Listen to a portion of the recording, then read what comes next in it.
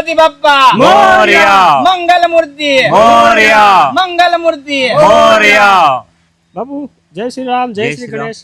આપણી જે આ સનાતન સંસ્કૃતિ પરંપરાનો જે આ ગણેશ મહોત્સવ થઈ રહ્યો છે, સનાતન સંસ્કૃતિનો ઉજળો વારસો છે, એકતાનું પ્રતીક છે. એમને બધાને એક કરવાનો તહેવાર એટલે ગણેશ મહોત્સવ.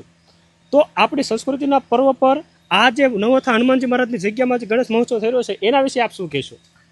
જય શ્રી રામ, ઓમ નમો નારાયણ, જય ગણપતિ બાપ્પા.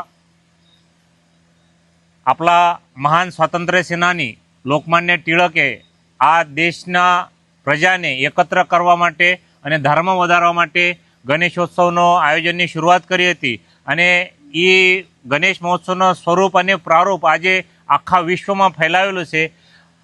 ગણેશ ઉત્સવનો મૂળ જે હેતુ છે એ સમસ્ત સનાતન ધર્મીઓને એકત્ર કરવા માટે અને ધર્મને પ્રાબલ્ય મેળવવા માટે આ ગણેશોત્સવનો ખાસ કરીને આયોજન નિયોજન કરવામાં આવે છે.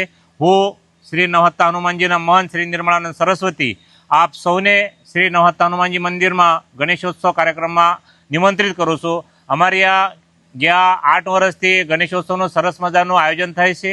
ગણેશ ઉત્સવમાં રોજ સવારે 10 વાગે આરતી થાય છે અને સાંજે 10 વાગે આરતી થાય છે. સાંજના આરતીમાં ખાસ કરીને 2 કલાક સુધી લગભગ બહેનોના રાસ ગરબા થાય છે, જેમાં 1000ની સંખ્યામાં બહેનો હાજર રહે છે. પ્રસાદી, આરતી તથા વિવિધ સત્સંગ અને વિવિધ કાર્યક્રમોને આની અંદર સમાવેશ થાય છે. એટલે આપ સૌ બોટાદકર વાસીઓને હું શ્રી નવહત્તા હનુમાનજી મંદિર ગણેશોત્સવ મંડળ તરફથી ખાસ કરીને નિમંત્રિત કરું છું કે પધારો, આ ગણેશોત્સવનો લાભ લો અને ગણપતિ દાદાનો જે રિદ્ધિ સિદ્ધિ અને આરોગ્યના દાતા છે એમના આશીર્વાદ પ્રાપ્ત કરો. શ્રી નવહત્તા હનુમાન દાદાના આશીર્વાદ પ્રાપ્ત કરો. ઓમ નમો નારાયણ, જય શ્રી રામ.